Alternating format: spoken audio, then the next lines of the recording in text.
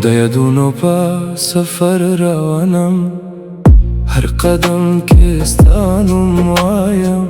د اشکو دریا هم خاموش دی، خو زما زړه لا هم پاته دی. زه په تنهایۍ کې هر شپه اوسم، ستا په انتظار هر سهار اوسم. د هوا نغمه تا یادوي، خو ته لا ما دې لري. ستا یاد مې ورته زخمي کا، بې وفایي زما قسمت شوه، جدایي زما نصیب شوه. خو په زړه کې مینه شته، هر دعا کې ستا نوم پته. موی بې وفا، هر شپه ستا په یاد ژریږم، هر سهار ستا نوم وایم. تنهایي زما هم سفره ده، ژر جدایي زما قسمت ده. پنجوای وای زړه مې ژریږي، شه یا الله سبا کیږي. صف دل ټوټ شو آواز مې، هی تارش که به ته قربان دی.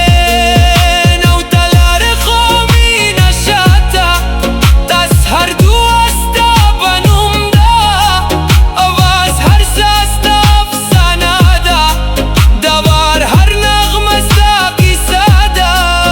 تی ته زه به تل انتظار کوم، تبم تبا کله ناراضه. عمر ستا په یاد به تل اوسم، څو ګز مینه به کله نه ماري. د سپوږمۍ نه پته ښکاري، د ستارو شپه ژریږي. هر لار ستا نشان لرم،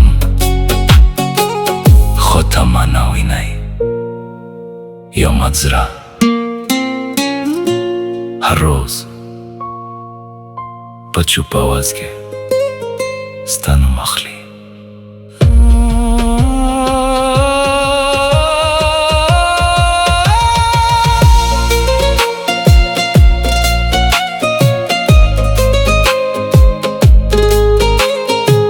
د خوبونو په شیشه کې ته هم لا هم اوسئ،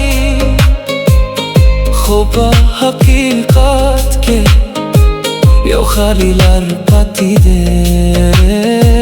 روبه په درد غږیږي، ویولین په اشکو ژریږي. پیانو په آرام آواز کې ستا قصه وایي. یا قربان، هر امید مې ورکه شوه، هر ارمان مې خاک شو. خو په زما زړه کې ستا مینه روښانه ده.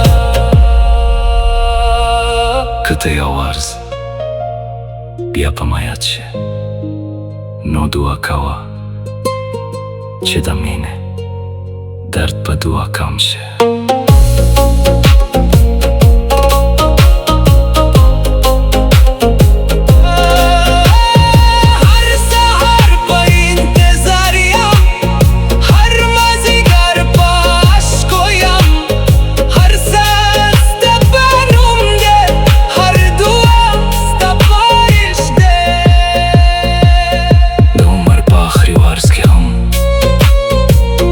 بسته په یاد اوسم، رباب به تل ستا قصه وایي، او مینه به تل زنده وي. یا الله وای وای زما جانان، ستا یاد تل په زړه کې زه به